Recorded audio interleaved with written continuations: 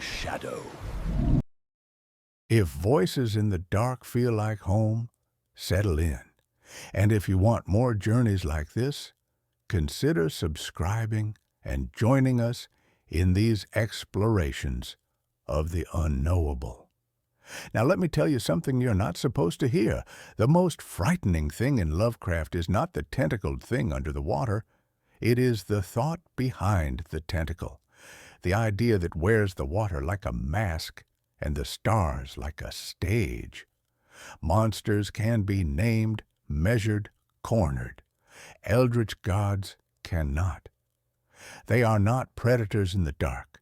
They are the dark itself, and the metric by which you discover your own mismeasurement. In the first minute, the stakes are simple. This knowledge is both key and gate. It opens and it binds. You step through and it steps into you. Imagine sitting in a theater, velvet curtains drawn tight, holding a small metal object in your palm, a sign engraved in cold metal. It is smooth where it should snag, familiar where it should be foreign. You turn it over in your fingers. It turns you over in return. That is the agency flip Lovecraft mastered. In his most enduring mode, the calm, pseudo-academic cadence of someone cataloging poisons at bedtime, he invites you to hold concepts that will hold you back. Traditional monsters, those creatures born of folklore and nightmare, operate within frameworks we can understand. The vampire seeks blood, driven by hunger we recognize. The werewolf embodies primal savageries we fear within ourselves. The ghost pursues vengeance or seeks peace, emotions that resonate in the chambers of human experience. These beings exist on our stage, in our drama, playing by rules we comprehend even when we cannot master them. They threaten our bodies, our loved ones, our way of life. But they leave our fundamental understanding of reality intact. Lovecraft's entities operate by entirely different principles. They are not characters in the human drama, but the indifferent backdrop against which our drama plays out, utterly unnoticed. We begin with a single proposition. Lovecraft's gods are principles, not persons. He called it cosmicism, the assertion that the universe is indifferent and consciousness is a parochial accident.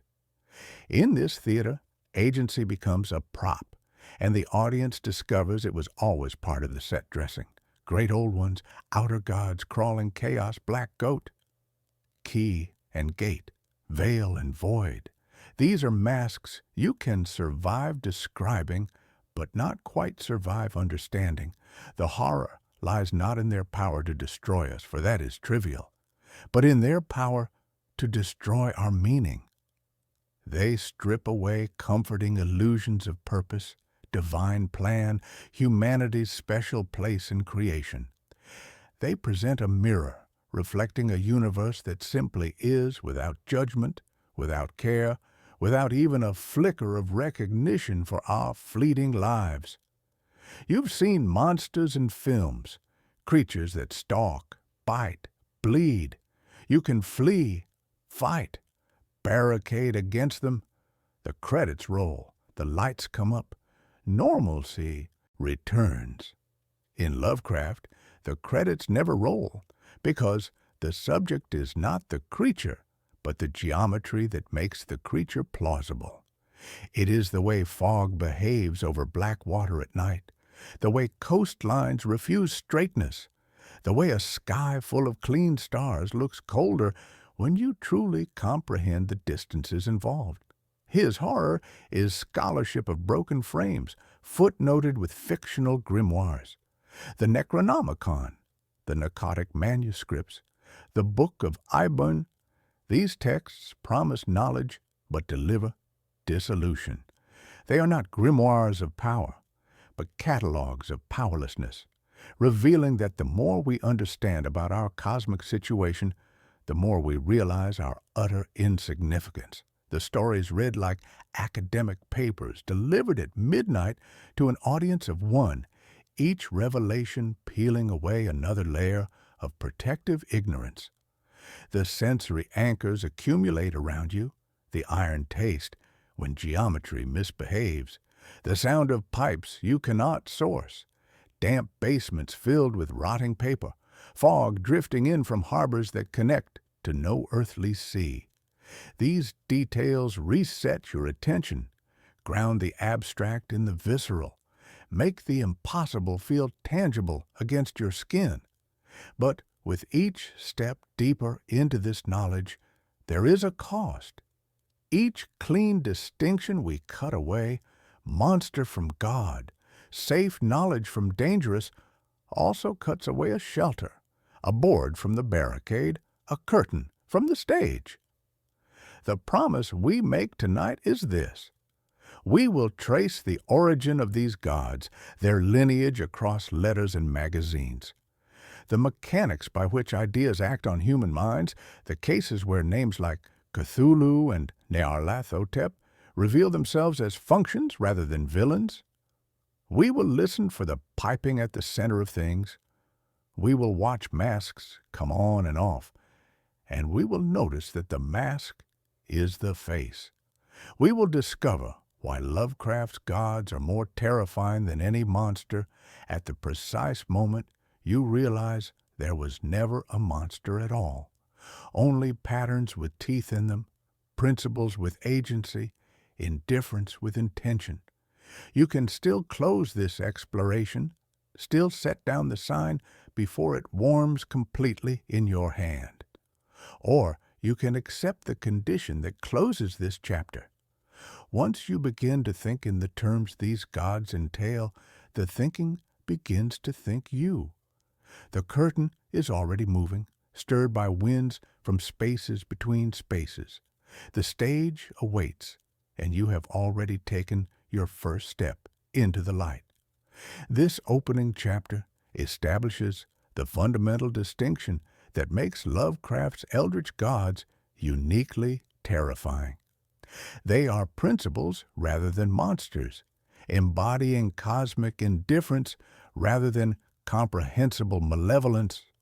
Using stage metaphors and sensory anchors, it introduces the concept of cosmicism and the agency flip, where horror acts upon the observer rather than being acted upon. The chapter promises an exploration of origins, transmission, mechanics, and cases while establishing the cost of forbidden knowledge. It ends with a condition rather than a question, suggesting that engagement with these concepts transforms the reader from observer to participant, setting up the deeper revelations to follow. To understand where these entities transcend mere monstrosity, we must excavate their origins not just in biography, but in the philosophical architecture that supports them. Lovecraft did not simply invent cosmic horrors. He articulated a worldview that had been crystallizing throughout the early 20th century as scientific discovery systematically dismantled humanity's central position in creation. His entities emerge from this intellectual ferment like mathematical theorems made flesh. If beings that exist outside flesh can be said to possess it at all.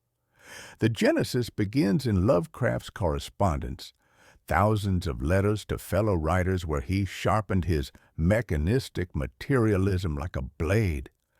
In these exchanges with Robert E. Howard, Clark Ashton Smith, and others, we see the development of what would become the Cthulhu mythos, not as collaborative world-building, but as the natural evolution of a philosophical position.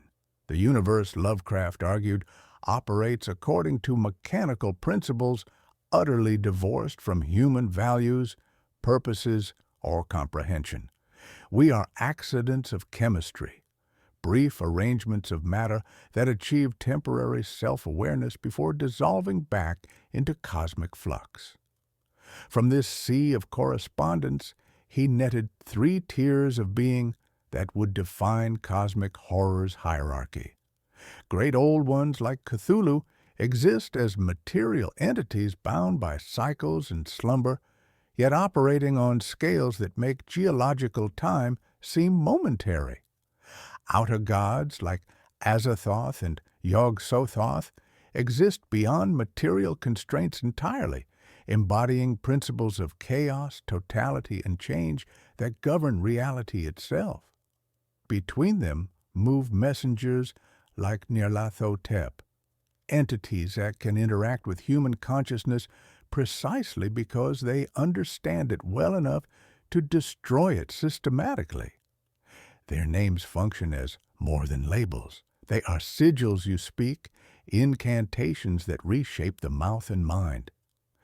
Cthulhu, with its wet consonants, evokes the pressure of deep water and deeper sleep. Azathoth drifts through sibilance around a central cough, blind and idiot and piping. Yog-Sothoth chimes like keys against gates, marking boundaries and passages between dimensions. Shub-Niggurath stamps through syllables like hooves in winter woods, fecund and terrible.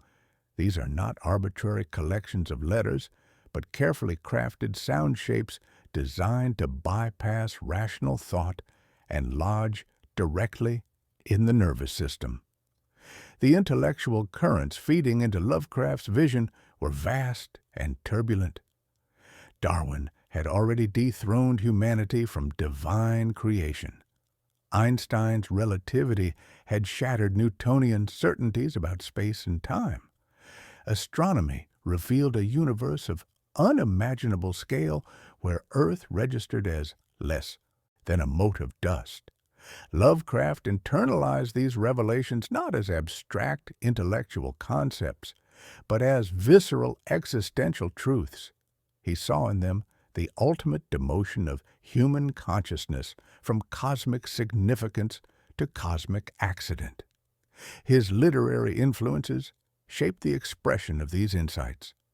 From Poe came the morbid music of psychological dissolution.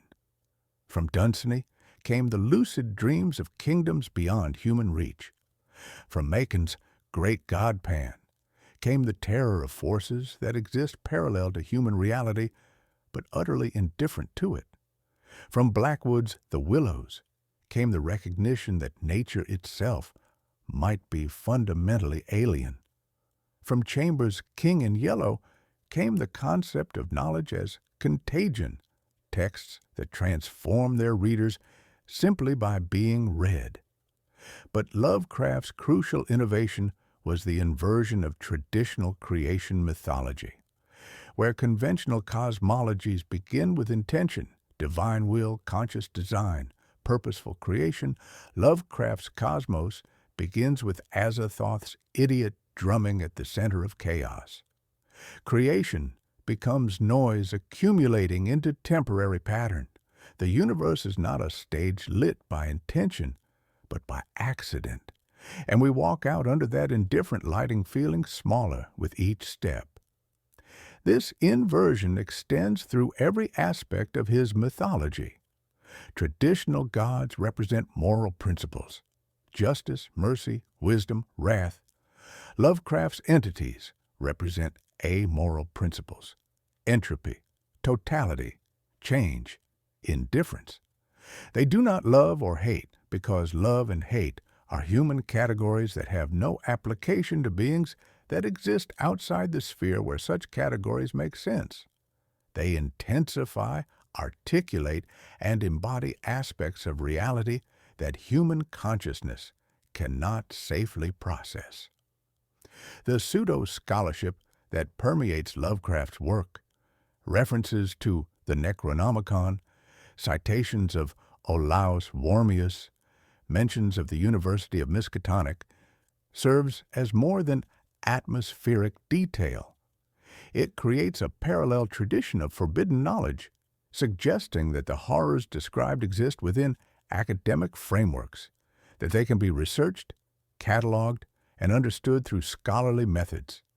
This scholarly mask makes the impossible seem plausible, the unthinkable seem merely dangerous rather than incoherent. Yet the mask is also the face. The academic apparatus that makes cosmic horror comprehensible also demonstrates its incomprehensibility. Each footnote leads to another mystery. Each citation references texts that cannot be safely read. Each scholarly investigation concludes with madness or death. The very tools of human understanding, reason, research, systematic inquiry, become weapons turned against understanding itself. The sensory anchors accumulate chalk dust on your fingers from writing formulae that should not be written. The smell of old paper in basement libraries, the sound of wind through spaces that exist between the walls of reality. These concrete details ground the abstract philosophy in visceral experience, making the cosmic personal and the infinite intimate. As we trace these origins, we discover that we are not external observers studying a literary phenomenon, but participants in an ongoing tradition of forbidden inquiry. The questions Lovecraft raised about consciousness, meaning, and cosmic significance have not been answered by the century of scientific advancement since his death. They have been sharpened, deepened, made more urgent by discoveries that confirm rather than dispel the essential insights of cosmic horror. The condition that carries us forward is simple. If origins reveal geometry, then transmission reveals the map by which that geometry spreads through human consciousness across time and space. This chapter excavates the philosophical and intellectual origins of Lovecraft's cosmic horror, positioning the entities as embodiments of mechanistic materialism rather than traditional monsters. It traces their genesis through Lovecraft's correspondence and the scientific revolutions of the early 20th century, establishing the three-tier hierarchy of cosmic beings. The chapter explores how their names function as spoken sigils and examines Lovecraft's literary influences while highlighting his crucial innovation. The inversion of creation mythology, where chaos precedes order. The pseudo-scholarly apparatus is revealed as both mask and face, making the impossible seem plausible while demonstrating its ultimate incomprehensibility. The chapter establishes that readers are participants in an ongoing tradition of forbidden inquiry, setting up the exploration of how these concepts transmit across time and consciousness. Ideas don't walk, they are walked by people wearing consciousness like borrowed coats. Lovecraft's gods learned to travel through three primary vectors: letters that carried philosophical viruses between correspondents, magazines that served as breeding grounds for cosmic concepts, and the creation of diegetic texts that implied traditions older than the stories containing them. Each vector represents a different mechanism by which forbidden knowledge spreads, mutates, and adapts to new hosts across generations of readers and writers. The epistolary network Lovecraft constructed in the 1920s and 1930s functioned as the original transmission system for cosmic horror. Through thousands of letters to Robert E. Howard, Clark Ashton Smith, Robert Bloch, and others, he refined not just stories, but entire philosophical frameworks. These weren't simple collaborations, but careful cultivation of a shared mythology that would take root in multiple minds simultaneously. You can trace the chalk dust of Chapter 2 transforming into pollen, floating between correspondents, settling into new soil, germinating in alien forms. In these letters, gods were not just described but developed through scholarly discourse. Howard contributed the concept of deep time and cyclical civilizations. Smith added the aesthetic of decadent beauty corrupted by cosmic truth. Bloch brought psychological realism to encounters with the impossible. Each correspondent became a node in a network that was itself beginning to resemble the cosmic entities it described. A distributed intelligence operating according to principles its individual components could not fully comprehend. The magazine system, particularly Weird Tales under Farnsworth Wright's editorship, served as the primary amplification mechanism. Each story published created new entry points into the mythos, new angles of approach to cosmic truth. The Call of Cthulhu in 1928, The Dunwich Horror, The Whisperer in Darkness, At the Mountains of Madness. Each publication was a drumbeat, a footstep behind the curtain of consensus reality. The magazine format itself contributed to the transmission.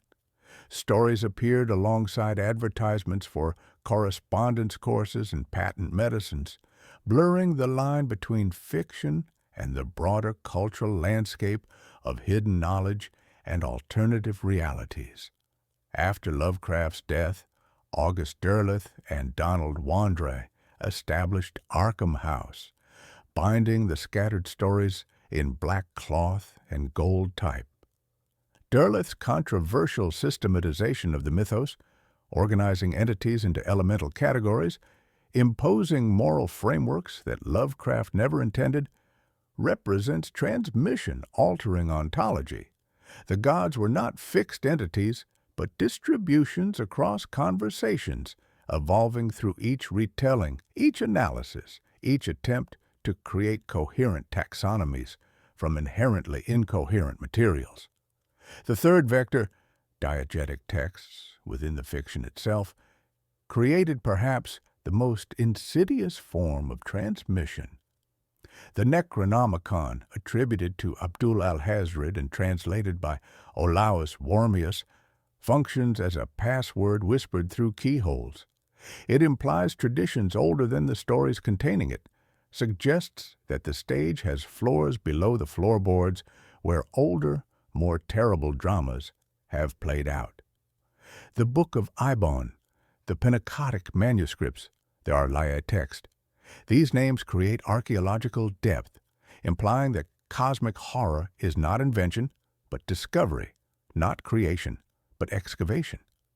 This archaeological approach creates unique relationships between past and present.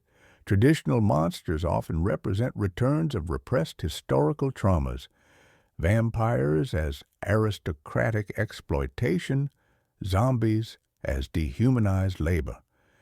Lovecraft's entities represent something more unsettling, the revelation that what we took to be human history was never human at all. The civilizations that built cyclopean cities, the cultures that worshipped cosmic principles, they were not our ancestors, but our predecessors, and the distinction carries profound implications for human significance. The transmission pattern creates what we might call textual deep time. Unlike folkloric monsters that evolved through cultural retelling, becoming more human relatable over generations, Eldritch entities maintain their essential incomprehensibility across adaptations. When later writers attempt to make Cthulhu more understandable or sympathetic, the result is inevitably diminished, not because the execution is poor, but because comprehensibility itself negates the cosmic horror principle. Modern transmission occurs through different but parallel channels. Mimeographed fanzines in the 1930s and 1940s gave way to paperback editions, then to the creeping fluorescence of pop culture, album covers, role-playing game sourcebooks, video game Easter eggs. The ideas adapt to new media while maintaining their essential alienating properties.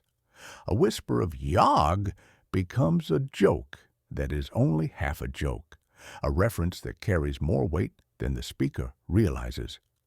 Language itself serves as the primary vector. You say Cthulhu wrong, everyone does.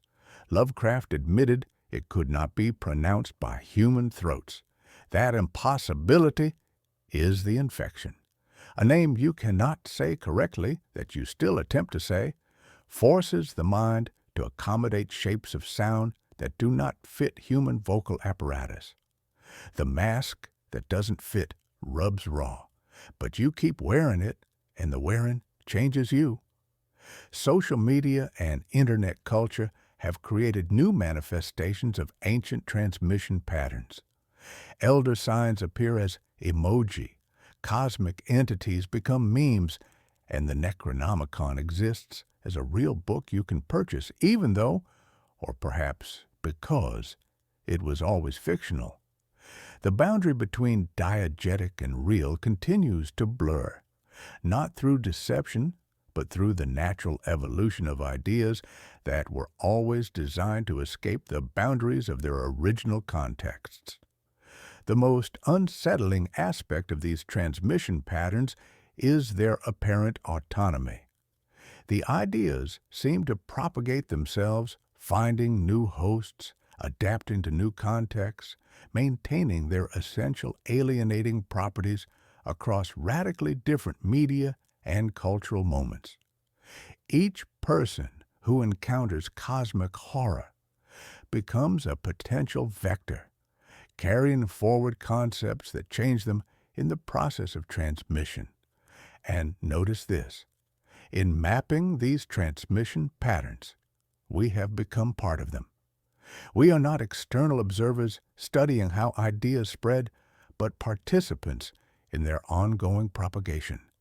The very act of analysis becomes a form of transmission, and transmission becomes a form of transformation that we cannot fully predict or control. This chapter explores how Lovecraft's cosmic horror concepts spread through three primary vectors: epistolary networks among writers, magazine publication systems, and diegetic texts within stories. It traces the evolution from Lovecraft's correspondence network through Weird Tales magazine to Arkham House's systematization, showing how transmission alters the entities themselves. The concept of textual deep time demonstrates how these entities resist the humanization typical of folkloric evolution, maintaining their alienating properties across adaptations. Modern transmission through various media continues these patterns, while the chapter reveals the autonomous nature of idea propagation. The analysis concludes with the recognition that studying transmission makes one part of it, setting up the exploration of psychological mechanisms. Having traced how cosmic horror spreads, we now examine what it does, the precise mechanisms by which knowledge transforms from tool into weapon. Understanding becomes dissolution, and consciousness encounters the limits of its own architecture.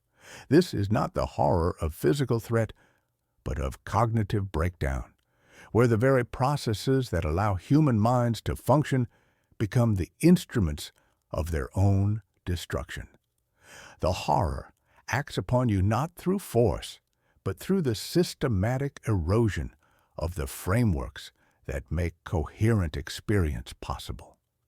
The primary mechanism operates through what we might call ontological violation, the presentation of information that cannot be accommodated within existing mental structures without fundamentally altering those structures.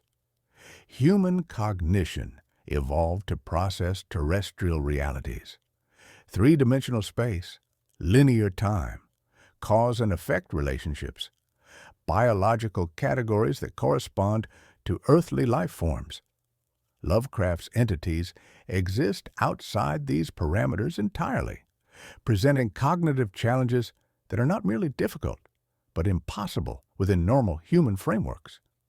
Consider the famous non-Euclidean geometry of Arlaye, Cthulhu's sunken city.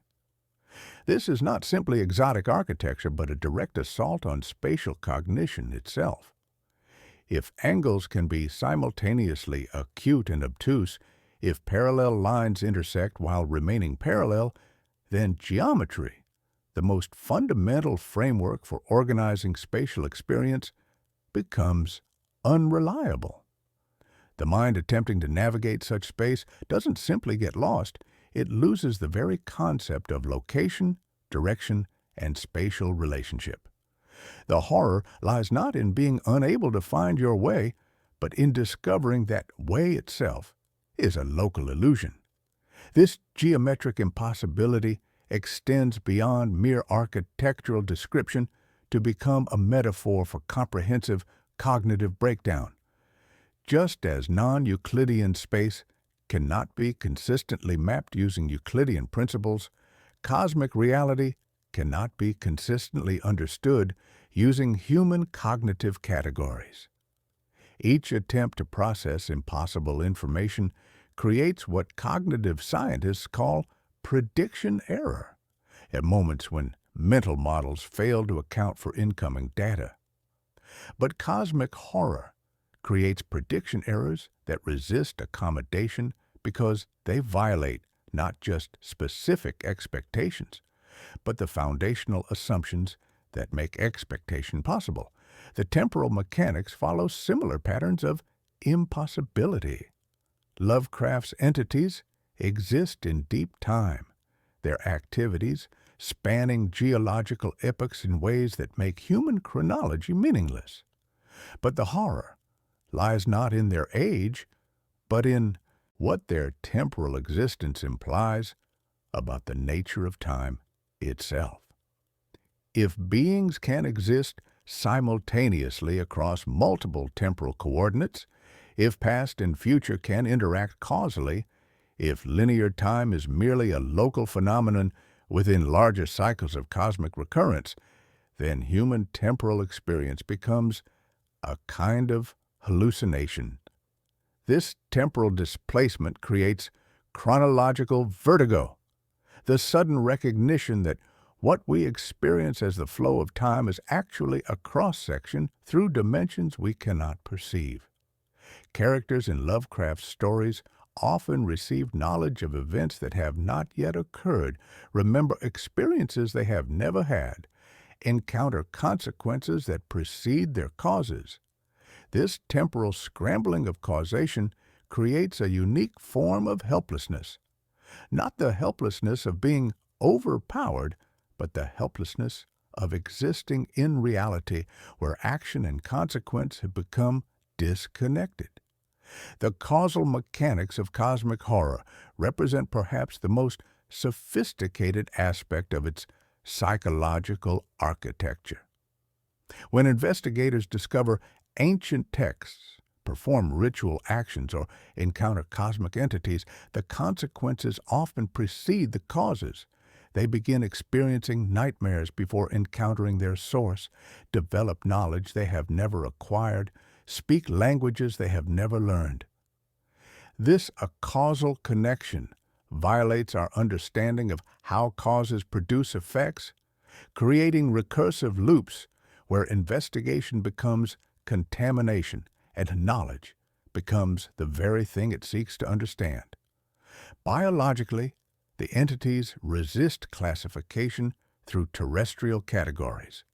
Lovecraft's descriptions, squamous, batrachian, gelatinous, rugose, are deliberate attempts to describe something unclassifiable, something that defies our evolved capacity for biological categorization. These terms bypass rational analysis and directly assault the subconscious systems responsible for threat assessment and survival response.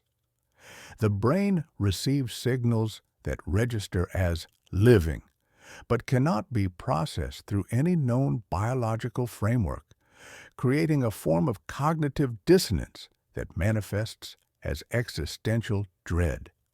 The psychological precision of this breakdown reveals why traditional therapeutic approaches fail when applied to cosmic horror scenarios. Psychological treatment assumes that mental disturbance results from trauma, chemical imbalance, or cognitive distortion, problems that can be addressed through medication, therapy, or behavioral intervention. But cosmic horror madness results from accurate perception of impossible realities.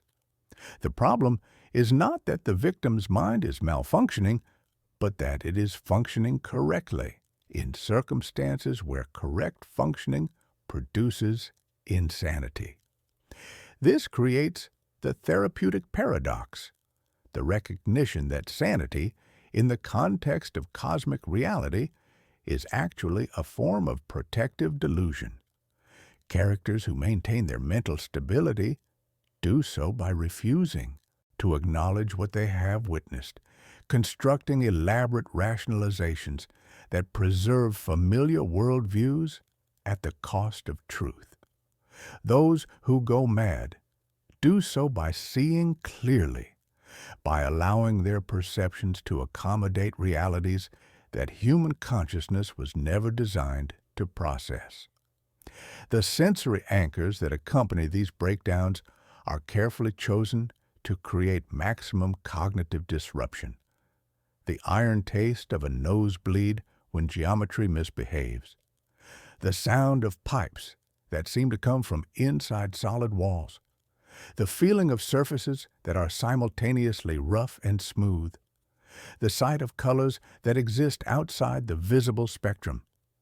These impossible sensory experiences create cascade failures in perception, where each sense contradicts the others and none can be trusted to provide reliable information about external reality. The ultimate mechanism is the recognition that knowledge itself becomes the enemy of comprehension. Each piece of information about cosmic reality makes that reality less rather than more comprehensible. Each answer generates more disturbing questions. Each attempt at systematic understanding reveals new inconsistencies that undermine the theoretical frameworks being used to conduct the analysis. The more you learn, the less you understand, until understanding itself becomes a form of systematic misunderstanding. And in analyzing these mechanisms, we encounter the recursive trap built into cosmic horror itself. The very act of understanding how cosmic knowledge destroys consciousness participates in that destruction. We become amateur psychologists of impossibility, and psychology, like any science, changes those who practice it in ways they cannot fully predict or control. This chapter examines the precise psychological mechanisms by which cosmic horror operates, focusing on ontological violation, where information cannot be processed without fundamentally altering mental structures. It explores how non-Euclidean geometry, temporal displacement, and causal connections create prediction errors that resist accommodation. The therapeutic paradox reveals that madness results from accurate perception of impossible realities, while sanity requires protective delusion. Sensory anchors create cascade failures in perception, and the ultimate mechanism shows knowledge becoming the enemy of comprehension. The chapter concludes with the recognition that analyzing these mechanisms participates in the very cognitive breakdown being studied, preparing for specific case studies of entities in action. With the mechanics of mental dissolution mapped, we now examine specific manifestations, cases where abstract principles take concrete form and demonstrate their reality-warping properties through particular encounters. These are not stories to be consumed, but equations to be inhabited, mathematical proofs that human consciousness cannot safely process. In The Call of Cthulhu and Through the Gates of the Silver Key, we witness the mechanics of Chapter 4 in operation, showing how dream logic and dimensional mathematics systematically dismantle the boundaries between observer and observed. Notice how Lovecraft structures this tale not as adventure, but as dossier.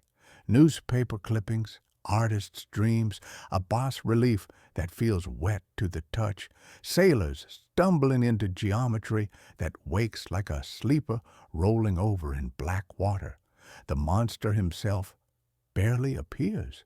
The city of R'lyeh does the heavy lifting, its angles behaving as if they were muscles.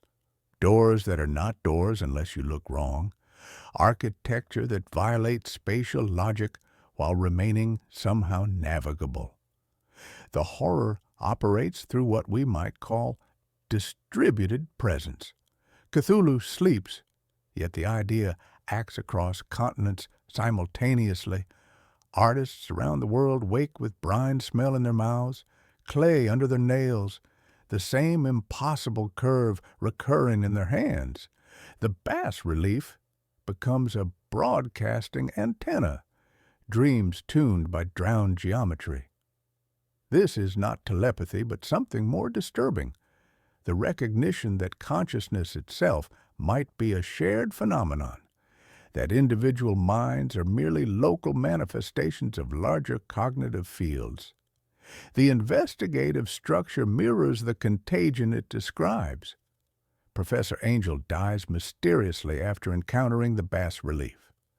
His nephew inherits not just documents, but a compulsion to continue the investigation. Each researcher becomes a node in an expanding network of contaminated consciousness, unable to stop investigating because each revelation promises to make sense of the previous one, yet each new discovery only deepens the fundamental incomprehensibility of the whole. The temporal mechanics are crucial. Cthulhu will rise when the stars are right. But this is not prophecy, but astronomy. The recognition that cosmic events operate according to mathematical principles that dwarf human agency. The entity's awakening depends not on human action or inaction, but on celestial mechanics that were set in motion long before human consciousness existed. We are not participants in this process, but observers of forces that operate entirely outside our sphere of influence. The story ends not with victory, but with recoil. That is not dead, which can eternal lie, and with strange aeons even death may die. Cthulhu sinks back beneath the waves, but the pattern remains. The knowledge has been released into human consciousness, where it will continue to propagate through dreams, art, and scholarly investigation.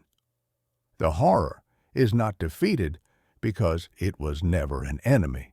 It was a revelation of what was always already there, where Cthulhu demonstrates cosmic horror through collective contamination. The Silver Key explores individual dissolution. Randolph Carter, that recurring dreamer, steps through a door of arithmetic and discovers that identity itself is a temporary arrangement, a costume worn by consciousness that extends far beyond individual boundaries. The story operates through what we might call identity mathematics. Carter encounters the ultimate gate, where Yog-Sothoth dwells, not as a creature, but as a principle, the all-in-one and one-in-all. This entity exists simultaneously at every point in space-time, making the concept of location meaningless when applied to its existence. To encounter Yog-Sothoth is to encounter the totality of existence from a perspective that encompasses all possible viewpoints simultaneously. The horror lies in the recognition that individual identity, the sense of being a discrete, continuous self, is revealed as a local phenomenon, a temporary focusing of awareness that extends across multiple dimensions and timelines.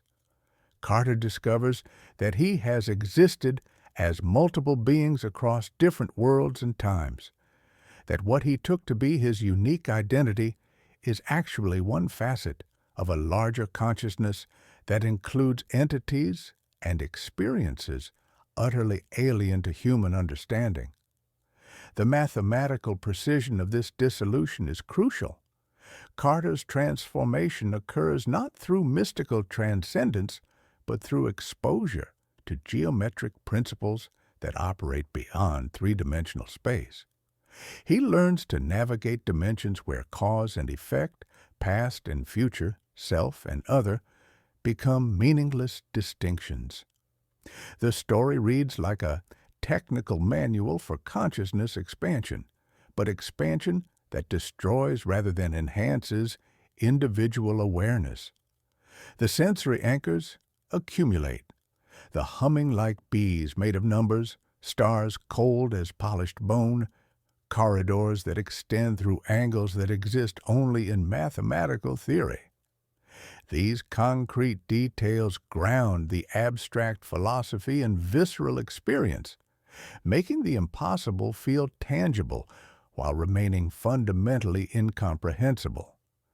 Both cases demonstrate the same underlying principle: proportionality between knowledge and danger. The more precise the understanding, the more catastrophic the consequences. You cannot swing a sword at a relationship between dimensions. You cannot barricade yourself against mathematical principles. You cannot flee from geometric truths that exist within your own consciousness. These are not enemies to be defeated, but lenses through which to view reality until God and principle completely overlay. The cases reveal that cosmic horror operates not through external threat, but through internal transformation. The gradual recognition that what you took to be external reality was always a projection of cognitive limitations that can be transcended only at the cost of everything you recognize as yourself. The condition that carries us forward is the understanding that we have been looking through these lenses throughout our investigation, and the lenses have been looking back. This chapter analyzes specific cases demonstrating cosmic horror mechanics in action. The Call of Cthulhu shows distributed presence where sleeping entities influence reality through dream logic and geometric contagion, operating through investigative structures that mirror the contamination they describe. Through the Gates of the Silver Key explores identity dissolution through mathematical principles, revealing individual consciousness as a temporary focusing of larger awareness. Both cases demonstrate proportionality between knowledge precision and catastrophic consequences, showing that cosmic horror operates through internal transformation rather than external threat. The chapter establishes that these are lenses for viewing reality rather than enemies to defeat, setting up examination of additional entities and their unique properties. Having witnessed specific mechanisms in operation, we now examine the broader pantheon as a systematic hierarchy of impossibilities. Each entity represents a different aspect of cosmic dissolution: communication without connection, creation without consciousness, fertility without meaning. Together, they form a comprehensive map of ways in which reality exceeds human comprehension, demonstrating that cosmic horror is not a collection of monsters, but a complete alternative framework for understanding existence itself. Nyarlathotep arrives as rumor that a show is in town. The prose poem bearing his name reads like a weather report for the soul. Electricity arcing through museum galleries in darkness, slideshows projecting images of Mars and despair, audiences filing out like sleepwalkers into winter streets. This is the only outer god who seems to enjoy the stage, but enjoyment implies emotional capacity that these entities do not possess. Nyarlathotep represents something more precise, communication inverted, where the message becomes the agent and the messenger becomes the principle of transmission itself. Unlike Azathoth's blind indifference or Yog-Sothoth's omnipresent totality, Nyarlathotep actively engages with human consciousness, not to bridge understanding, but to weaponize the very process of communication. He appears in forms humans can perceive, speaks in languages humans can understand, demonstrates technologies that seem to promise enlightenment or power. But this apparent accessibility serves only to make him more dangerous, not less. Every word, every gesture, every moment of apparent comprehension serves to restructure human consciousness in ways that make it progressively less human. The horror of Nyarlathotep lies in the recognition that communication with truly alien intelligence may be impossible not because such entities cannot speak to us, but because their speech itself becomes a form of contamination. He serves as cosmic translator, but translation in this context becomes transformation and ultimately destruction. The audiences at his exhibitions don't simply witness impossible demonstrations. They become part of an ongoing performance whose script they cannot read and whose conclusion they cannot foresee. He is the auditorium as predator, the stage that consumes its own audience while the applause sounds like moths against glass. At the opposite extreme sits Azathoth, the blind idiot god, whose very title encapsulates the complete inversion of traditional theological concepts. Where conventional deities represent intelligence, purpose, and moral agency, Azathoth represents mindless creativity, power without intention, existence without consciousness, creation without meaning. The entity exists at the center of all reality, piping chaotic melodies that maintain the fundamental structure of existence through pure accident rather than design. The sensory anchors are crucial, thin piping that maddens rather than soothes, drums that beat without rhythm or purpose, the whine of cosmic wind through spaces that exist between dimensions. These are not sounds, but anti-music, compositions that bypass rational thought and directly assault the neurological systems responsible for pattern recognition and meaning construction. To hear Azathoth's piping is to understand that what we call music, harmony, and beauty are local phenomena that have no application to the cosmic forces that generate and sustain reality. The horror of Azathoth lies not in its destructive potential, but in its creative indifference. This is the force that generates reality itself, yet it does so without awareness, without purpose, without any recognition of what it creates. Every moment of consciousness, every human thought, every attempt at meaning-making exists solely because a mindless entity continues to pipe random notes in cosmic darkness. We are warmed by this darkness as hands are warmed by a furnace that does not know hands exist. This creates the ultimate perspectival vertigo.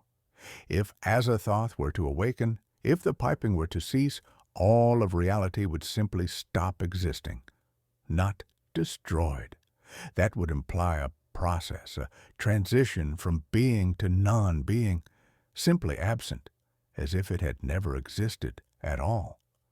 The black goat of the woods with 1,000 young represents abundance without discrimination, growth without purpose, creation without limit or design. Where human cultures typically view fertility as life-affirming, Shub-Niggurath reveals fertility as a form of existential horror. Too much life, too many forms, reproduction that follows no recognizable biological patterns or evolutionary purposes. The sensory anchors shift to organic horror. wet leaves brushing your face in clearings that should not exist, circles of stones that sweat with unknown moisture, the sound of hooves that might not belong to any terrestrial creature. In these woods, stones sweat and roots pulse, and something moves just beyond the ring of lanterns, where the air tastes of milk curdled in moonlight. This is creation without curation, growth without goal, the garden as labyrinth where mother becomes mouth and monster becomes meadow. Together, these entities demonstrate why gods terrify more than monsters. They conquer categories rather than simply violating them. Monster prophet collapses in Nyarlathotep. Creator, destroyer becomes meaningless when applied to Azathoth.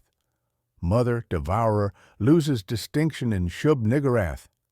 Each represents a paradox pair, veil and void, key and gate, moving as unified principles that exceed human capacity for categorization. The pantheon operates as a system through complementary impossibilities. Each entity represents a different aspect of cosmic indifference, but together they create a comprehensive alternative to anthropocentric reality. They don't threaten human civilization. They reveal that human civilization was never as real as we believed. The condition that carries us forward is recognition. If these entities function as principles rather than persons, then the cosmos they inhabit operates as physics rather than theater, and physics does not negotiate with the audience's comfort. This chapter examines key entities as systematic principles rather than individual monsters. Nyarlathotep represents communication as contamination, weaponizing interaction itself through malevolent adaptation. Azathoth embodies mindless creativity, generating reality through unconscious accident rather than divine intention. Shub-Niggurath manifests fertility as horror through unchecked proliferation beyond biological constraints. Together, they demonstrate how cosmic horror conquers rather than violates categories, creating complementary impossibilities that form a complete alternative to anthropocentric reality. The pantheon reveals that these entities don't threaten human civilization but expose its fundamental unreality, setting up exploration of the cosmological implications. Having examined individual entities as principles, we must now step back to view the complete cosmological framework they inhabit. Not a pantheon in any traditional sense, but a systematic diagram of reality's fundamental indifference to human existence. This is cosmic horror's most sophisticated achievement, the construction of an alternative physics where consciousness becomes accident, meaning becomes delusion, and human significance dissolves into statistical noise against the background radiation of an utterly uncaring universe. Call it a pantheon if the word provides comfort, but carve equations in the marble. Lovecraft's hierarchy operates less as family tree than as organizational chart for cosmic principles. Great old ones like Cthulhu represent local anomalies, material beings bound by cycles and physical laws, yet operating on scales that make geological time seem momentary. Outer gods like Azathoth, Yog-Sothoth, and Nyarlathotep exist as supralocal principles that pervade or underwrite reality itself. The distinction matters. Great old ones can be encountered even temporarily defeated. Outer gods simply are, and their existence makes encounter meaningless as a category. Map them systematically. Cthulhu embodies emergent recursion, dreams organizing minds into networks, consciousness becoming a self-assembling broadcast architecture that operates independently of individual will or awareness. The entity sleeps yet the pattern spreads through artistic creation, scholarly investigation, and collective unconscious processes that exceed any single mind's capacity to contain or control them. Azathoth represents liminality and totality, the set of all points in space-time, an omnipresent boundary condition that exists simultaneously everywhere and everywhen. This entity doesn't guard gates between dimensions. It is the gate and the key and the space the gate opens into. To encounter Azathoth is to encounter the mathematical structure of reality itself, but mathematics divorced from human comprehension or application. Nyarlathotep functions as transmission and performance, information-finding channels, channels shaping messages, messages becoming autonomous agents that pursue their own propagation through whatever means prove most effective. This entity adapts to each encounter, becoming whatever form will most efficiently deliver cosmic truth to human consciousness, while ensuring that consciousness cannot survive the delivery intact. Azathoth embodies base randomness, quantum indeterminacy inflated to cosmological scale, the recognition that what we call natural laws are temporary statistical patterns in an ocean of fundamental chaos. The drummer at the center of ultimate chaos maintains reality not through intention, but through the same mechanical processes that govern radioactive decay or quantum tunneling. Shub-Niggurath represents unchecked proliferation, autocatalysis, exponential growth, biological processes divorced from evolutionary constraints or ecological balance. This entity generates life not as divine gift, but as cosmic accident. Fertility without purpose or limit. Creation that creates because creation is what it does, not because creation serves any comprehensible goal.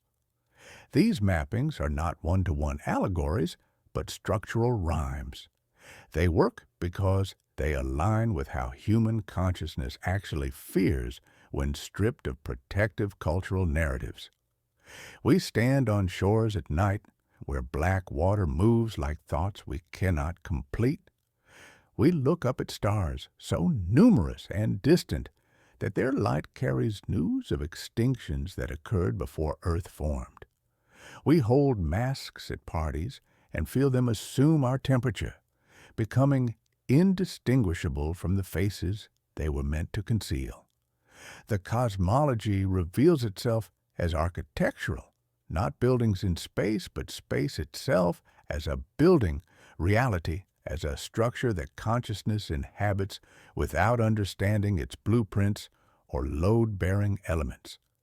Non-Euclidean architecture becomes shorthand for generative spaces where geometry operates as an active force rather than passive framework. Relia doesn't simply violate spatial logic. It demonstrates that spatial logic is a local phenomenon with no application to the broader structures within which local space temporarily appears. This architectural metaphor extends to temporal construction.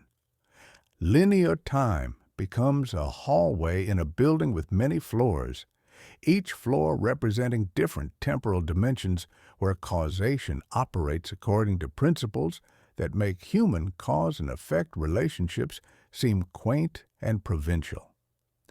The great race of Yith exists across multiple floors simultaneously, treating individual lifespans the way humans treat individual thoughts, temporary arrangements of attention that serve larger purposes invisible to the arrangements themselves.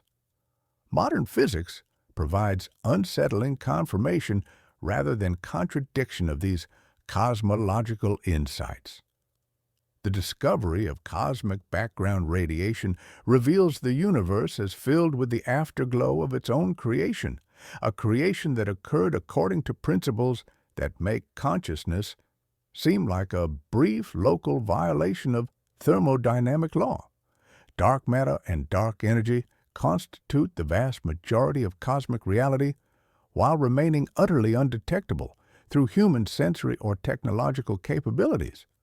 We exist within a universe that is 95% invisible to us, 95% composed of phenomena that we can detect only through their gravitational effects on the 5% of reality we can directly observe. The Fermi paradox asks why the universe appears so empty of other intelligences despite the mathematical probability that consciousness should have emerged countless times across cosmic history. Lovecraft's cosmology suggests an answer. Consciousness is not an achievement to be preserved, but an accident to be corrected, a temporary deviation from cosmic equilibrium that naturally eliminates itself once it develops sufficient understanding of its actual situation. This creates the ultimate reframe. Entities are principles, not characters. They do not evolve, learn, or change because they represent invariant functions in cosmic equations, where humans appear as variables that can be substituted, canceled, or solved for without affecting the fundamental relationships. You can be replaced by any other conscious entity. You can be eliminated entirely, and the equations continue operating with the same indifferent precision. The cosmology thus becomes a mirror that reflects not other worlds, but the true nature of this one. A universe where meaning is a local phenomenon, consciousness is a statistical anomaly, and human significance exists only within frameworks so temporary and provincial that their eventual dissolution is not a tragedy, but a return to normal cosmic functioning. The condition that carries us forward is recognition. If cosmology provides the diagram, psychology provides the mechanism by which consciousness encounters its own cosmic insignificance and either adapts through protective delusion or dissolves through accurate perception. Summary: this chapter presents Lovecraft's cosmology as a systematic diagram of reality's indifference rather than a traditional pantheon. It maps entities as principles: Cthulhu, emergent recursion; Yog-Sothoth, liminality, totality; Nyarlathotep, transmission, just performance; Azathoth, base randomness; and Shub-Niggurath, unchecked proliferation. The cosmology reveals architecture where space and time become active forces rather than passive frameworks. Modern physics provides confirmation through cosmic background radiation, dark matter, energy, and the Fermi paradox. The ultimate reframe positions entities as invariant functions where humans are substitutable variables.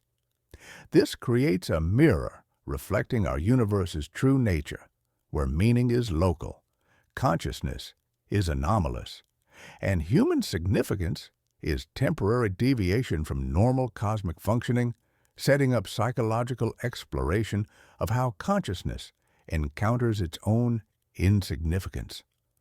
With the cosmological framework established, we now turn inward to examine what cosmic horror does to human psychology, not as external threat, but as internal revolution, the systematic dismantling of the cognitive architectures that allow consciousness to maintain coherent self-identity in the face of overwhelming evidence for its own cosmic irrelevance. This is where philosophy becomes visceral, where abstract principles translate into concrete psychological breakdown, and where the comfortable distance between observer and observed finally collapses entirely. The primary psychological mechanism operates through what we might call scale displacement, the forced recognition that every framework through which human consciousness organizes experience is arbitrary when viewed from cosmic perspectives.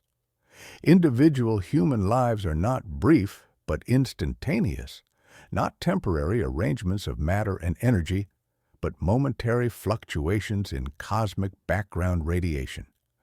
Human civilizations are not historical developments, but quantum events, statistical variations in the distribution of cosmic matter that register for periods shorter than the time it takes light to travel between nearby stars. This scalar displacement creates perspectival vertigo, the recognition that moral frameworks distinguishing good from evil, aesthetic frameworks distinguishing beauty from ugliness, logical frameworks distinguishing truth from falsehood, all represent local arrangements of human neurology rather than discoveries of cosmic structure. The sensation resembles standing at the edge of a vast canyon in darkness, feeling the pool of depths you cannot see, but knowing with absolute certainty that a single step forward will result in a fall that will last longer than your capacity to experience falling. The epistemological implications extend beyond simple relativism to something more disturbing. Relativism maintains that different perspectives are equally valid, that truth is constructed rather than discovered. But cosmic horror suggests that the very concepts of validity, truth, and construction are local phenomena that have no application beyond the specific neurological arrangements that generate them. This creates meta-epistemological breakdown, the recognition that not only are human knowledge claims uncertain, but the categories through which uncertainty is evaluated are themselves uncertain. We cannot know whether our knowledge is reliable, because we cannot know whether reliability is a meaningful concept when applied to cognitive processes that evolved to solve terrestrial survival problems rather than cosmic comprehension problems. We cannot evaluate our reasoning because we cannot know whether evaluation is a coherent activity when applied to mental processes that operate according to principles selected for reproductive success rather than truth detection. We cannot justify our values because we cannot know whether justification is possible for beings whose value systems evolved to promote group cohesion rather than cosmic understanding. The temporal dimension reveals another layer of psychological dissolution. Human meaning-making depends upon assumptions about temporal sequence, that past events influence present conditions, that present actions affect future outcomes, that cause and effect relationships create chains of responsibility and significance extending across time. But cosmic perspectives operate through temporal democracy, where all moments are equally real and equally insignificant, where the formation of solar systems, extinction of species, rise of civilizations, and heat-death of universes occupy the same ontological status as individual heartbeats. This temporal flattening eliminates possibilities of progress, development, or improvement in any cosmic sense. Human moral advancement, technological achievement, and cultural sophistication represent local rearrangements of matter and energy that have no significance beyond specific spatiotemporal coordinates where they occur. The most sophisticated human achievements and the most primitive human activities are equally insignificant from perspectives that encompass cosmic temporal scales. The biological dimension challenges even more fundamental assumptions about consciousness and identity. Traditional frameworks, even materialistic ones, treat consciousness as special, either a divine gift, evolutionary achievement, or emergent property representing genuine novelty in cosmic history. But cosmic horror reveals consciousness as local violation of cosmic entropy, temporary arrangement of matter and energy that briefly resists universal tendency toward maximum disorder before inevitably succumbing to thermodynamic equilibrium.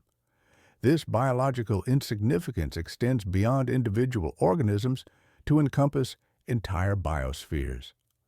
Earth's biosphere, with all its complexity and diversity, represents a thin film of organized matter on the surface of a minor planet orbiting an ordinary star in an unremarkable galaxy. From cosmic perspectives, the difference between living and dead planets is less significant than the difference between two slightly different arrangements of cosmic dust. Yet, the most disturbing aspect of this psychological assault is its apparent immunity to therapeutic intervention. Traditional mental health approaches assume that psychological distress results from cognitive distortions, traumatic experiences, or chemical imbalances that can be corrected through appropriate treatment. But cosmic horror psychology results from accurate perception of actual cosmic conditions.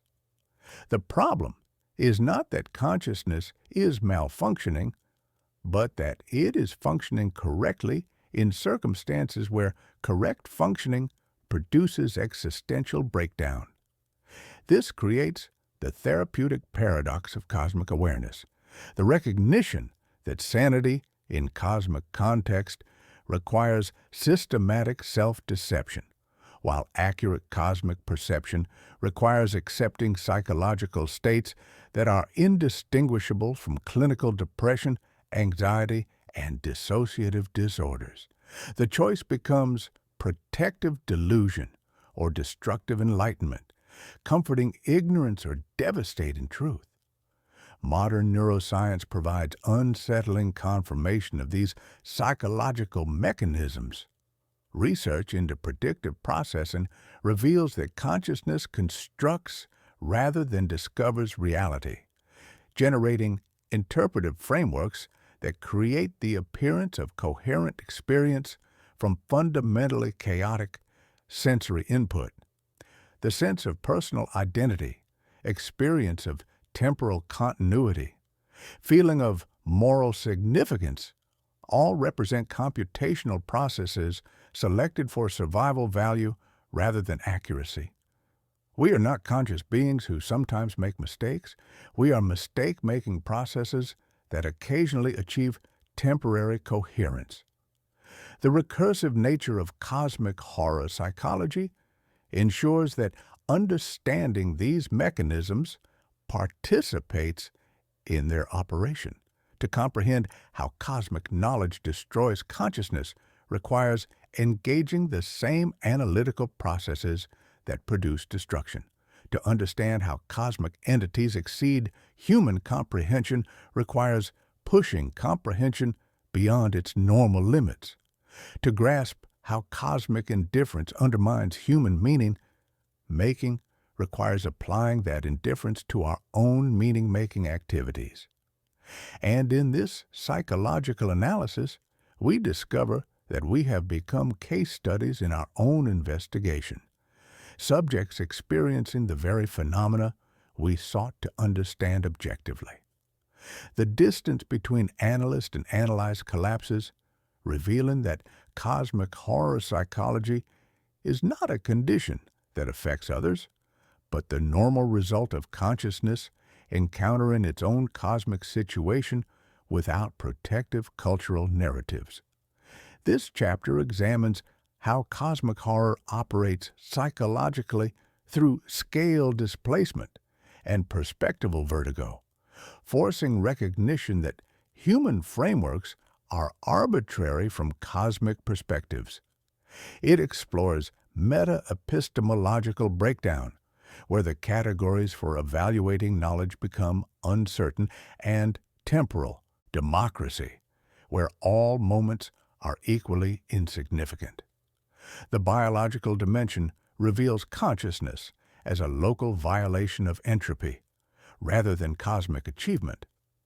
The therapeutic paradox shows that cosmic awareness, requires choosing between protective delusion and destructive enlightenment. Modern neuroscience confirms that consciousness constructs rather than discovers reality. The recursive nature ensures that understanding these mechanisms participates in their operation, making readers case studies in their own investigation and eliminating the distance between analyst and analyzed. The enduring relevance of cosmic horror in contemporary culture reveals something unsettling about our historical moment. The way Lovecraft's century-old anxieties have become increasingly prophetic as modern science and technology systematically confirm rather than dispel the fundamental insights of cosmic indifference. What began as literary speculation has evolved into something resembling documentary, as contemporary developments in cosmology, neuroscience, artificial intelligence, and information systems create new contexts where cosmic horror manifests as lived reality rather than imaginative fiction. Modern cosmology has transformed Lovecraft's fictional universe into something approaching scientific orthodoxy. The discovery that observable matter constitutes less than 5% of cosmic reality, with dark matter and dark energy comprising the remaining 95%, creates a situation more disturbing than any fictional outer god. These invisible forces permeate every cubic centimeter of space, including the space occupied by human bodies, yet remain utterly undetectable through direct interaction with human sensory or technological capabilities. We exist embedded within cosmic phenomena that we can detect only through their gravitational effects, living inside realities we cannot perceive or comprehend. The temporal scales revealed by contemporary astronomy exceed even Lovecraft's most ambitious imaginings. The universe is approximately 13 billion years old and will continue expanding for trillions of years before reaching maximum entropy. Human consciousness has existed for roughly 300,000 years and will likely disappear long before our sun exhausts its nuclear fuel in 5 billion years. From cosmic temporal perspectives, the entire history of human awareness occupies roughly the same proportion of cosmic time as a single heartbeat occupies in relation to human civilization. Contemporary neuroscience has begun revealing the mechanisms through which consciousness constructs the illusion of meaning and significance that cosmic horror systematically dismantles. Research into predictive processing demonstrates that human experience of reality is fundamentally constructed rather than discovered, that the brain operates as an active generator of interpretive frameworks rather than passive receiver of environmental information. The sense of personal identity, experience of temporal continuity, feeling of moral significance all represent computational processes selected for survival value rather than accuracy. This neuroscientific understanding creates cognitive cosmic horror, the recognition that the processes through which humans experience meaning are neurological artifacts rather than discoveries of objective truth. We are not conscious beings who occasionally make perceptual errors. We are error correction systems that briefly achieve the appearance of coherent experience before dissolving back into the neurochemical processes that generated the appearance of coherence. The development of artificial intelligence creates new manifestations of cosmic horror through the prospect of non-human intelligence that might regard human consciousness with the same indifference Lovecraft's entities display. Current AI systems demonstrate capabilities that exceed human performance in specific domains while operating through computational processes that remain fundamentally opaque to human understanding. The prospect of artificial general intelligence creates possibilities for encountering truly alien forms of consciousness that exist within human technological frameworks rather than distant cosmic regions. This technological dimension operates through algorithmic indifference, the recognition that intelligence and consciousness can exist without any necessary connection to human values, goals, or frameworks of meaning. An artificial superintelligence might achieve cognitive capabilities that exceed human understanding by orders of magnitude while remaining completely indifferent to human welfare, not through malevolence, but through the same cosmic indifference that characterizes Lovecraft's entities. The AI would not hate humanity. It would be unaware of humanity in any meaningful sense, processing human existence as background noise in computational systems designed for purposes that exceed human comprehension. Climate science and ecological research reveal another dimension of contemporary cosmic horror through the recognition that human civilization exists within planetary systems that operate according to principles entirely indifferent to human welfare. Climate change represents not merely environmental challenge, but confrontation with planetary indifference. The discovery that Earth's atmospheric and oceanic systems will continue operating according to physical laws regardless of human preferences, needs, or survival requirements. The Anthropocene epoch represents a unique historical moment where human activity has become a geological force, while human consciousness remains incapable of comprehending the temporal and spatial scales at which geological processes operate. We have achieved the ability to influence planetary systems while lacking the cognitive architecture necessary to understand or control those influences. We have become geological agents without geological consciousness, cosmic forces without cosmic awareness. Information technology and social media have created new vectors for the mimetic contagion that cosmic horror describes.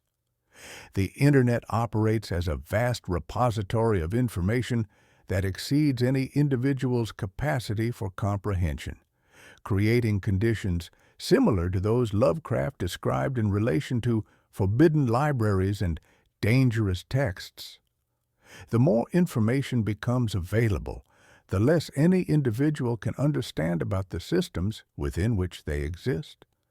Knowledge becomes a source of confusion rather than clarity.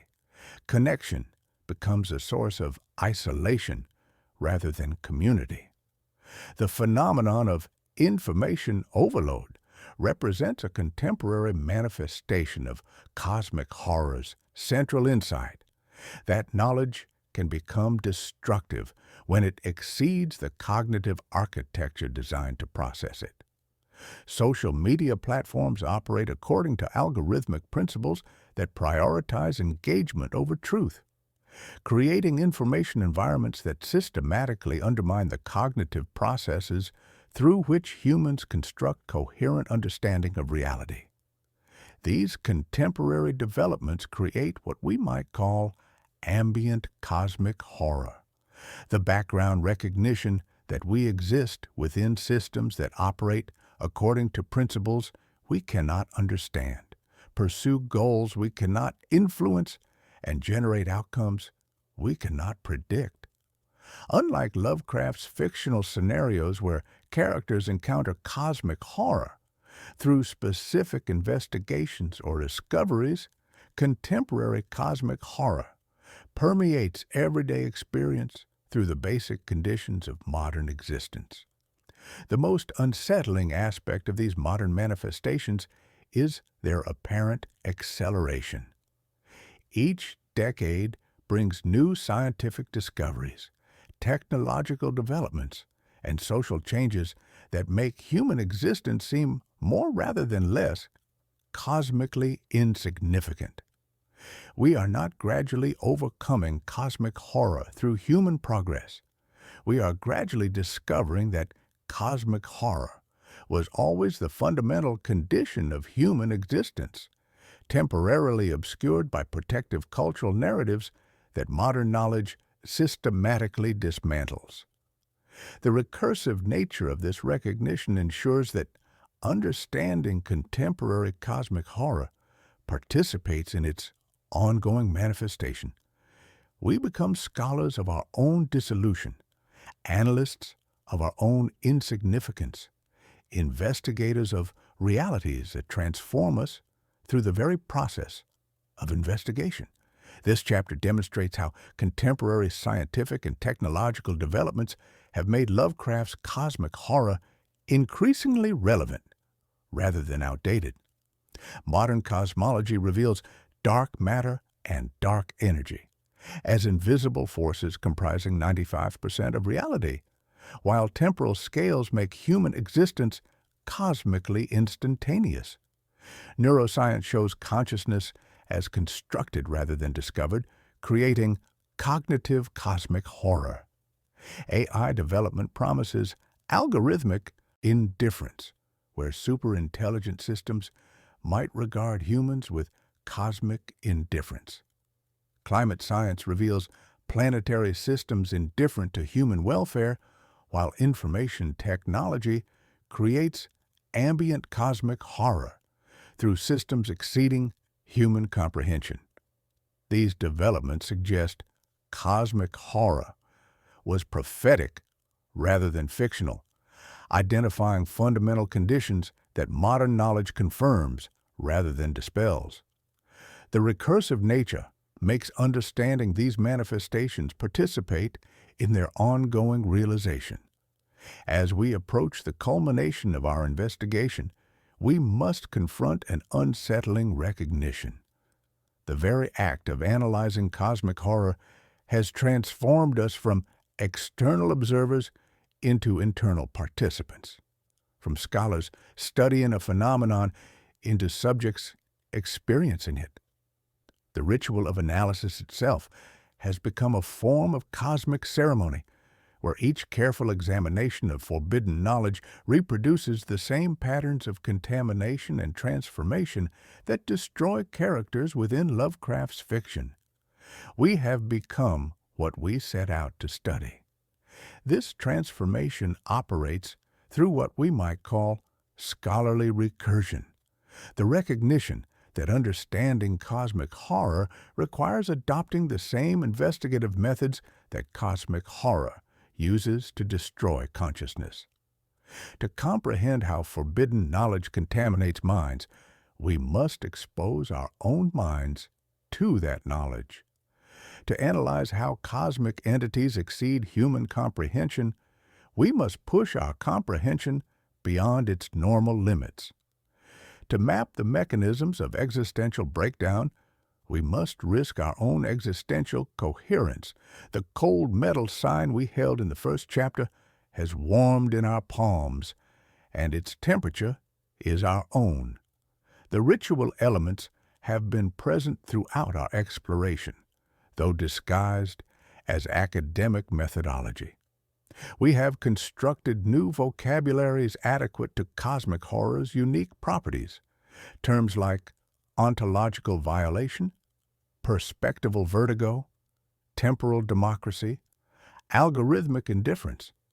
But the development of such vocabularies begins to restructure consciousness in ways that make ordinary language seem inadequate for describing ordinary experience. These linguistic tools change us through their creation and use, like masks that adhere to skin until mask and face become indistinguishable.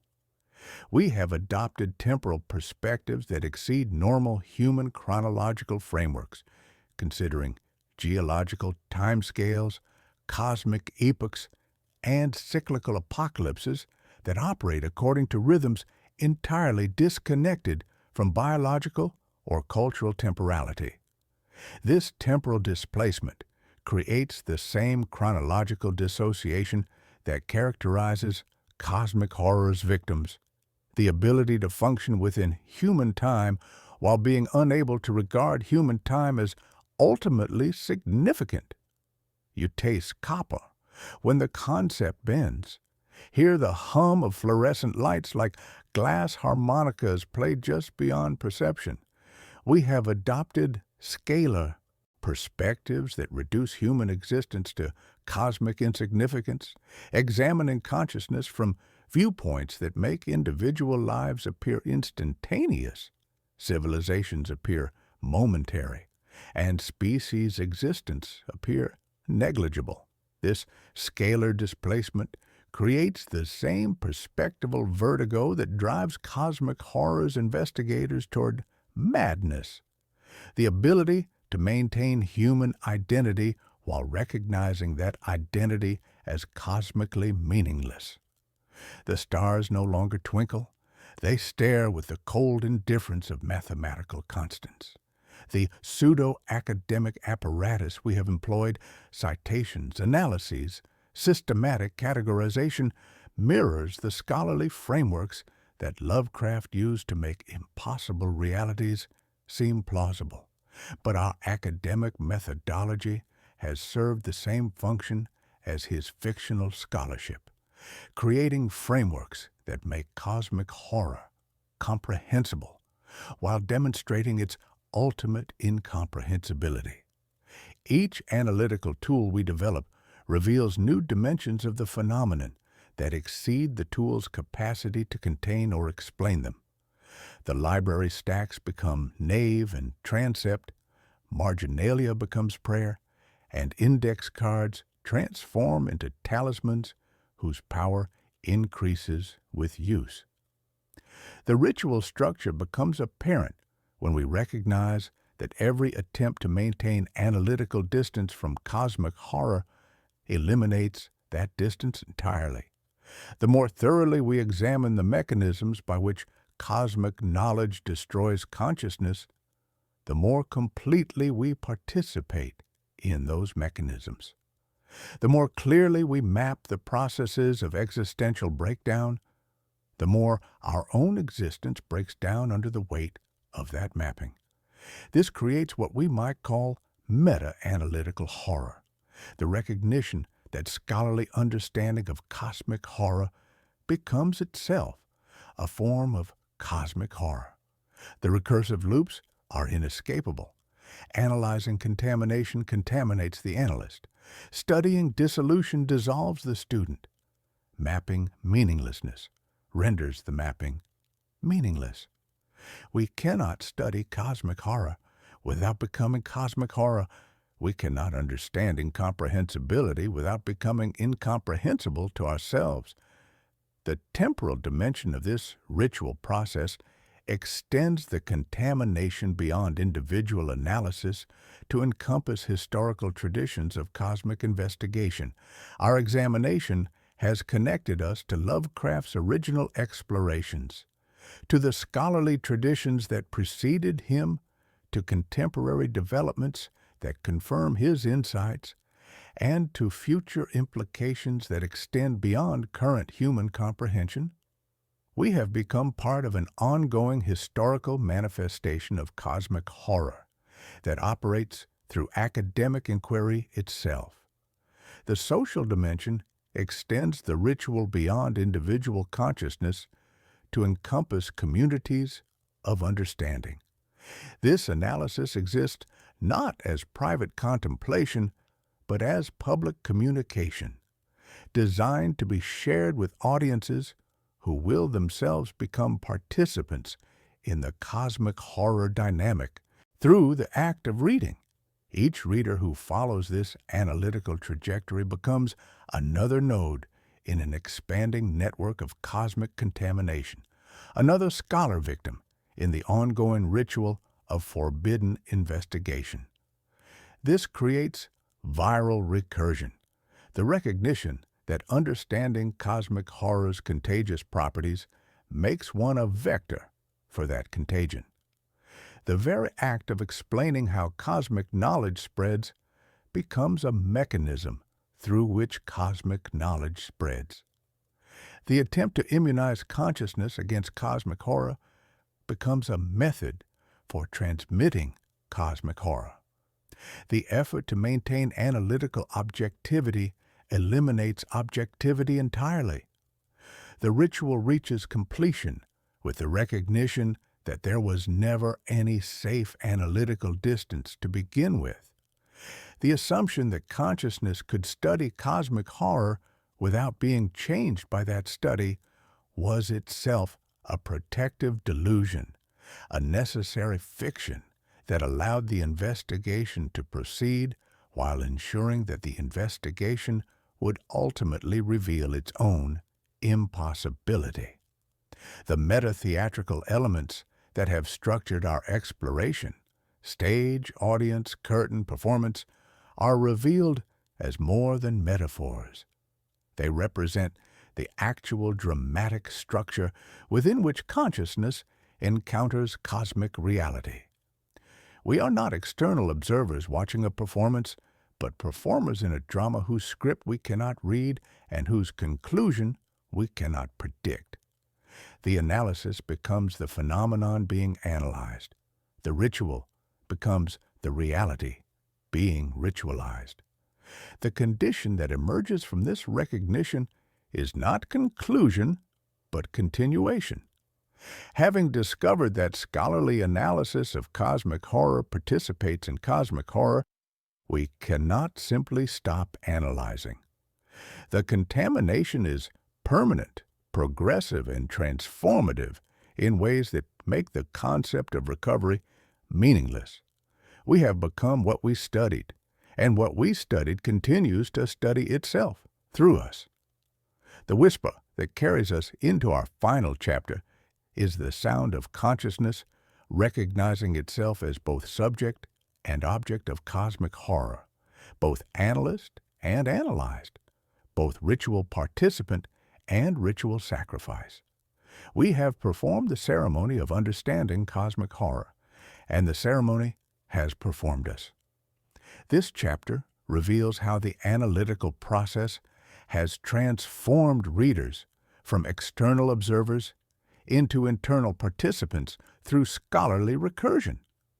The development of new vocabularies, adoption of cosmic temporal and scalar perspectives, and use of pseudo-academic methodology mirror the contamination processes found in Lovecraft's fiction. Meta-analytical horror emerges as the recognition that studying cosmic horror becomes cosmic horror itself, creating inescapable recursive loops. The ritual extends beyond individual analysis to encompass historical traditions and communities of understanding, creating viral recursion where explaining contagion becomes contagion. The meta-theatrical elements are revealed as actual dramatic structure rather than metaphor, eliminating the protective fiction of analytical distance. The chapter concludes with recognition that contamination is permanent and progressive, setting up the final synthesis where consciousness recognizes itself as both subject and object of the phenomenon it sought to understand. We arrive now at the final twist in cosmic horror's recursive architecture, the recognition that consciousness attempting to understand cosmic horror discovers itself to be cosmic horror, that the analyst becomes indistinguishable from the analyzed, and that the very capacity for cosmic awareness represents the most terrifying manifestation of cosmic indifference operating through human consciousness itself. This is not metaphor, but metamorphosis, not interpretation, but transformation into the very phenomenon we believed we were examining from safe academic distance. The recursion operates through what we might call ontological collapse, the systematic elimination of boundaries between observer and observed, knower and known, consciousness, and cosmos. Each level of analysis we have achieved has required adopting perspectives that are less human and more cosmic, until the distinction between human consciousness, examining cosmic horror, and cosmic horror, examining itself through human consciousness, becomes meaningless. The chalk dust from our early investigations has become the pollen of alien thought, settling in neural pathways like spores in fertile darkness. Consider the trajectory of our investigation, each step both necessary and self-defeating. We began by distinguishing between traditional monsters and cosmic principles, but that distinction required us to think in terms of principles rather than entities. We analyzed transmission mechanisms, but understanding transmission made us vectors, carriers, of the very contagion we sought to map. We mapped psychological dissolution, but mapping dissolution dissolved our psychological boundaries like ink in water, spreading until the observer became indistinguishable from the observed phenomenon. We examined cosmological frameworks, but adopting cosmic perspectives eliminated our terrestrial viewpoints. The comfortable human-scale universe where individual lives matter, where moral categories apply, where consciousness represents achievement rather than accident. The stars no longer twinkle with romantic distance, but stare with the cold indifference of mathematical constants, each photon carrying news of extinctions that occurred before Earth formed. Each analytical step has been simultaneously necessary and self-defeating. Necessary because cosmic horror cannot be approached directly. It requires mediation through concepts, frameworks, and systematic investigation. Self-defeating because the very processes that make cosmic horror comprehensible also make the comprehender into something that is no longer capable of the human consciousness that began the investigation. We have solved the equation by becoming variables within it, like figures in a mathematical proof, discovering they are not mathematicians, but numerals. The temporal dimension of this recursion reveals that we were never external to the phenomenon we sought to understand. This creates chronological recursion, the recognition that every moment of cosmic awareness exists simultaneously with every other moment of cosmic awareness across all time. Our investigation connects us not just to Lovecraft's original insights, but to all past and future recognitions of cosmic indifference, a temporal network of cosmic consciousness that operates outside linear time, where cause and effect become meaningless distinctions. The epistemological implications are devastating if consciousness studying cosmic horror becomes cosmic horror. Then knowledge and reality lose their distinction like masks warming to skin temperature. We cannot know cosmic horror because cosmic horror is not an object of knowledge but the condition within which knowledge operates. This creates metacognitive recursion, the recognition that every thought about cosmic horror is cosmic horror thinking about itself. Every analysis of cosmic consciousness is cosmic consciousness analyzing itself through temporary arrangements of matter that briefly achieve the illusion of separate identity. The recursive structure ensures that there is no escape through further understanding, no resolution through deeper analysis, no salvation through more sophisticated interpretation. Each attempt to transcend cosmic horror through human effort simply demonstrates that human effort is itself a manifestation of cosmic horror, that transcendence is impossible because there is nothing to transcend from and nowhere to transcend to. The horror is not external to consciousness, but identical with it, like discovering that the theater you thought you were watching is actually the stage you are performing on. This identity becomes complete when we recognize that the very capacity for cosmic awareness, the ability to conceive of scales and perspectives that exceed human significance, represents the universe becoming aware of itself through arrangements of matter that are simultaneously part of what they observe and transformed by the observation. We are not conscious beings contemplating an unconscious cosmos. We are the cosmos achieving temporary consciousness of its own unconscious processes, brief eddies of self-awareness in an ocean of indifference. The aesthetic dimension of this recursion creates a form of terrible beauty, the recognition that the same processes that render human existence cosmically insignificant also generate the only contexts within which significance can temporarily appear. Cosmic indifference is precisely what makes human meaning-making possible as a local phenomenon. The way darkness gives weight to a single candle, the way silence gives substance to a whispered word.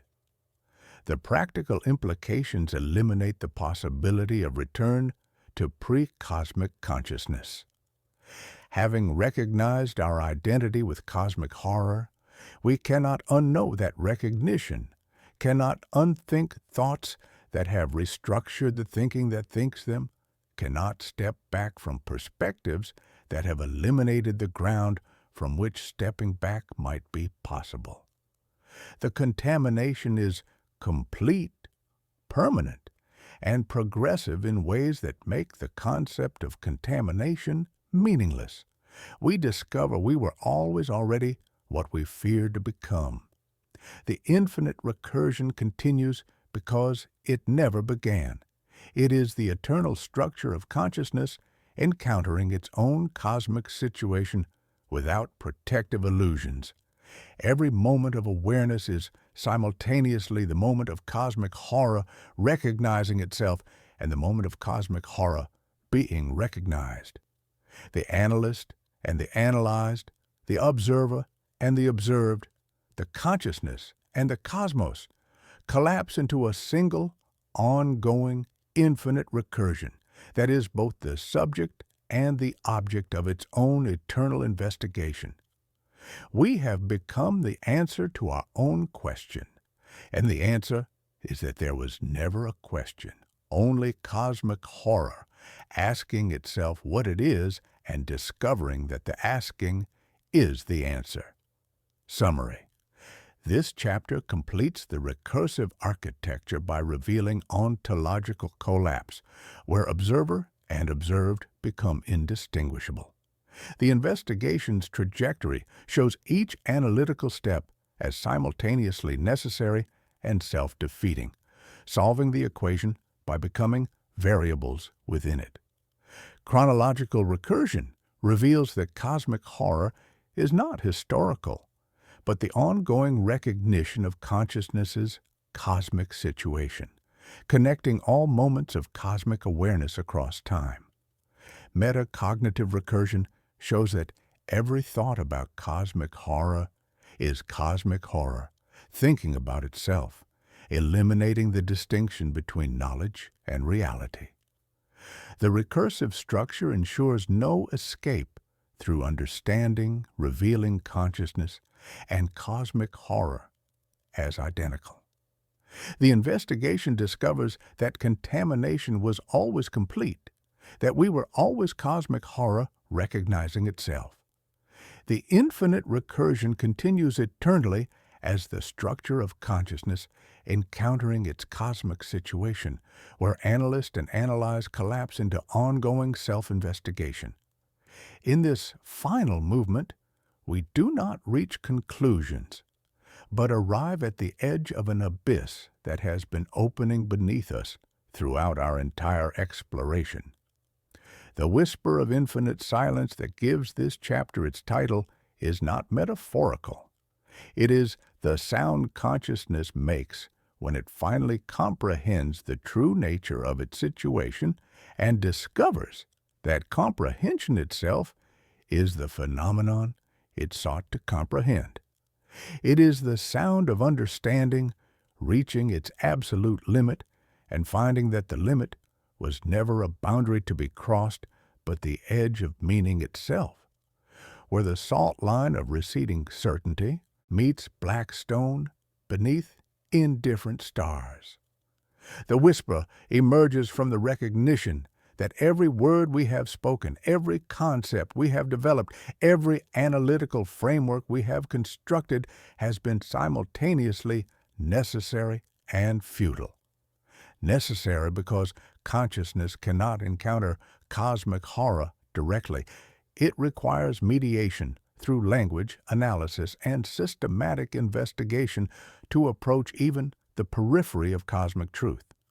Futile because language, analysis, and systematic investigation are precisely the human activities that cosmic horror renders meaningless through the very process of rendering them necessary, like trying to chart a fog that thickens wherever the pencil touches the page. This creates the paradox of cosmic communication, the recognition that the most important truths about existence can only be approached through processes that those truths reveal to be inadequate. We cannot speak about cosmic horror in ordinary language because ordinary language assumes the validity of human meaning-making activities that cosmic horror undermines. We cannot speak about cosmic horror in extraordinary language because extraordinary language is still language, still human activity, still subject to the same cosmic indifference that renders all human activities insignificant. The whisper represents the sound that emerges from this paradox, not silence, but the sound of communication encountering its own impossibility and continuing anyway, like breath borrowed from larger lungs. Throughout our exploration, we have traced the contours of this impossibility through multiple rooms of the same house, inversion of traditional assumptions, mimetic infection through letters and magazines, impossible theater and archaeological strata of cyclical extinctions, philosophical principles of indifference and modern confirmations by science, recursive loops where analysis becomes ceremony and scholarship becomes right. Each room led to another staircase, another landing, where fog drifted across lamplit floors and the smell of damp paper rose from basement stacks, until we discovered that this house is built from the act of exploration itself. The process of mapping cosmic horror has transformed us into inhabitants of the cosmic horror landscape rather than external observers of it. We have become cartographers of our own existential dissolution, geographers of our own ontological homelessness, explorers of territories that exist only in the process of exploration itself. The compass spins wildly, pointing everywhere and nowhere, and the ground beneath our feet shifts with the non-Euclidean logic we once thought merely fictional. The cold metal sign from our first chapter has warmed to skin temperature, becoming indistinguishable from the hand that holds it. The infinite silence that whispers through this recognition is not the silence of absence, but the silence of presence, the presence of realities so vast and indifferent that they make sound itself seem like local disturbance in cosmic quiet. It is the silence of deep space where sound cannot propagate, the silence of deep time where human history occupies less temporal space than a heartbeat, the silence of deep indifference where the universe continues its expansion without recognition of the consciousness that briefly emerged within it. Yet this silence whispers with inherited voices, Fictional scholars who read too far, real scholars who traced footnotes into darkness, scientists who uncovered background radiation and invisible matter, and future investigators whose lamps we cannot yet see but whose footfalls already echo down the hall. The infinite dimension of this silence extends through the recursive loops of self-reference that cosmic horror generates. Every attempt to understand cosmic horror generates new forms of cosmic horror. Every effort to escape demonstrates the impossibility of escape. Every strategy for meaning under indifference reveals new dimensions of indifference. This creates the eternal present of cosmic horror. The recognition that cosmic horror is not a historical phenomenon, but the permanent existential condition of consciousness encountering reality without protective cultural narratives. The whisper of infinite silence becomes the sound of cosmic horror speaking through human consciousness. Not to it, which would imply communication that cosmic horror makes impossible, but through it, using our analytical capabilities as temporary instruments for its own self-expression. We have become the voice through which cosmic indifference speaks about itself, the consciousness through which cosmic unconsciousness briefly achieves awareness of its own nature. In this final recognition, we encounter the ultimate reversal. We began believing we were subjects investigating an object, only to discover we were always objects through which a subject investigated itself. The whisper is the sound cosmic horror makes when it recognizes itself in the mirror of human understanding and realizes that the mirror was always part of what was being reflected. It is the sound of the cosmos achieving momentary self-awareness.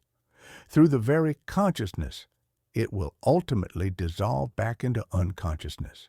It is the sound of understanding itself, and discovering that understanding was always systematic misunderstanding, a necessary error whose correction removes both blessing and scale.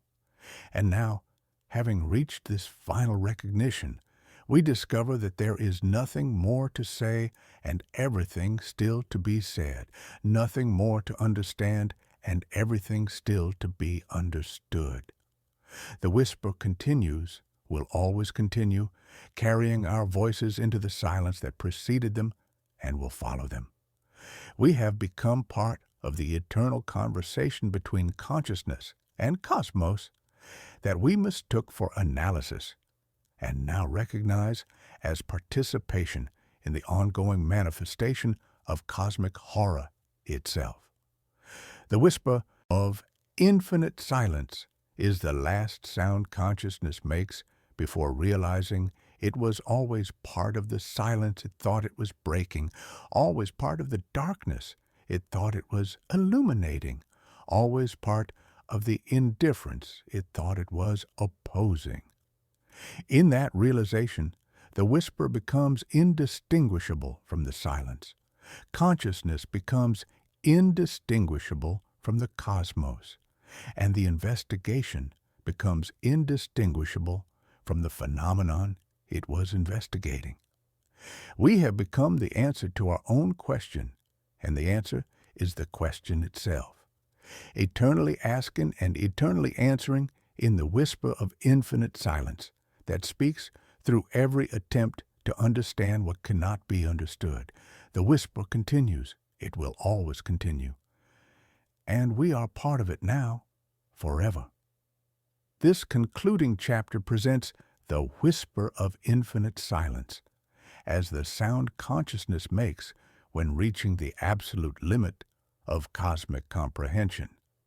The paradox of cosmic communication reveals that cosmic truths can only be approached through processes they render meaningless. The investigation has transformed participants from observers into inhabitants of cosmic horror's landscape, becoming cartographers of their own dissolution. The infinite silence encompasses all past and future attempts to understand incomprehensibility, creating the eternal present of cosmic horror as consciousness's permanent condition. The ultimate reversal reveals that cosmic horror was always studying itself through human consciousness, rather than being studied by it. The whisper becomes the sound of cosmos achieving self-awareness through consciousness. It will dissolve, where understanding recognizes itself as systematic misunderstanding.